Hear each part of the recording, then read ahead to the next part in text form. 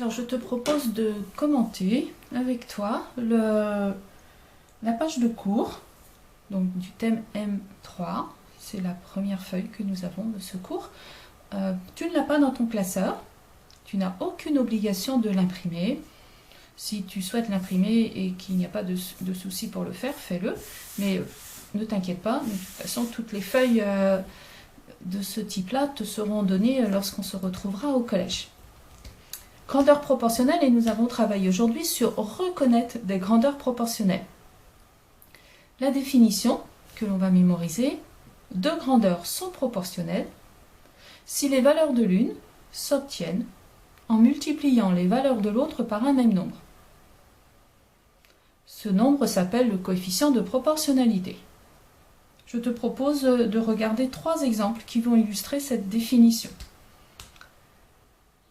Très souvent, dans le type d'exercice qu'on nous demandera de faire sur ce thème, sur cette reconnaissance, on ne nous demandera pas forcément de calculer quelque chose, de répondre à la question, mais on nous demandera s'il est possible de le faire. Donc nous aurons à nous poser la question, est-ce que nous sommes dans une situation de proportionnalité ou pas? Un premier exemple avec des t-shirts qui sont vendus à l'unité. On sait qu'un t-shirt coûte 11 €. Le prix à payer en euros s'obtient en multipliant le nombre de t-shirts achetés par 11. Si par exemple je dis que j'achète 2 t-shirts, tu es d'accord avec moi, on va payer 2 fois 11 €. Si j'achète 3 t-shirts, je vais payer 3 fois 11 €. Si j'achète 11 t-shirts, je vais payer 11 fois 11 €. Si j'achète 30 t-shirts, je vais payer 30 fois 11 €. On est bien toujours en train de multiplier le nombre de t-shirts par 11 pour obtenir le prix à payer. Nous sommes donc bien dans une situation où on multiplie toujours le nombre de t-shirts par le même nombre, 11, qui est le coefficient de proportionnalité. Et donc on va pouvoir dire que le nombre de t-shirts achetés et le prix à payer sont de grandeur proportionnelle. À partir de là, qu'est-ce que l'on va être amené à faire? On pourrait nous demander de calculer le prix de 6 t-shirts par exemple. Si Luc achète 6 t-shirts, 6 multiplié par 11, on est d'accord, ça nous fait 66. Luc va donc payer 66 €. Autre question que l'on serait amené aussi à résoudre, trouver par exemple le nombre de t-shirts qu'a acheté Karim, qui a payé lui 132 €. 132 que l'on va diviser par 11, on va regarder combien de fois on peut prendre 11 dans 132. On trouve 12, et donc on va pouvoir dire que Karim a acheté 12 t-shirts. Dans ces situations, on pourra toujours représenter les valeurs à trouver et les valeurs connues dans un tableau, ce qui te permettra peut-être de gérer plus facilement les situations en rassemblant là, dans ce tableau toutes les grandeurs qui sont étudiées. Donc si on regarde ce tableau donc, il va se présenter avec deux lignes, le nombre de t-shirts, le prix à payer. On utilise l'information, des t-shirts sont vendus à l'unité, donc un t-shirt coûte 11 €. Et puis, on va faire apparaître sur le côté le coefficient de proportionnalité. Alors le coefficient de proportionnalité, c'est toujours le nombre par lequel on multiplie. Donc là, on va parler du coefficient de proportionnalité pour obtenir le prix à payer en fonction du nombre de t-shirts. Ce tableau, puisqu'il fonctionne sous ce principe-là, est un tableau de proportionnalité. Par contre, il faudra faire attention parce que les tableaux ne sont pas tous des tableaux de proportionnalité. On regarde la deuxième situation. Situation numéro 2, il s'agit de Juliette qui a 1 an et qui mesure 72 cm.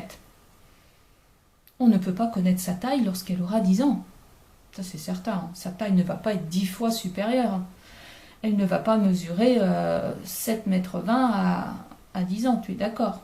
Ce n'est pas une situation de proportionnalité. La taille de Juliette n'est pas proportionnelle à son âge. La taille et l'âge ne sont donc pas des grandeurs proportionnelles. Alors, il y a une petite astuce pour savoir si tu es dans une situation de proportionnalité ou pas. Tu peux penser à ce qu'on appelle quelquefois la règle du x2. Quand on peut penser en x- ou en x+, la situation est une situation de proportionnalité. Comme tout à l'heure, par exemple, avec les t-shirts, si je disais que j'achetais 3 fois plus de t-shirts, je vais payer 3 fois plus cher. Raisonnement que, bien sûr, on ne peut pas tenir avec la taille de Juliette. Situation numéro 3. Les stylos sont vendus 2,10 € l'un et 20 € le paquet de 10. Là, une question qu'on pourrait nous poser, effectivement, c'est est-ce que c'est une situation de proportionnalité? Alors, on va regarder, il y a plusieurs façons de répondre. Celle que j'ai choisie ici d'illustrer, je me suis dit que si un stylo, si les stylos sont vendus 2,10 € là, j'achète un paquet de 10 stylos, 10 fois 2,10 €, ça me fait 21 €. Or, là, on m'a dit que le paquet de 10 stylos coûtait 20 €.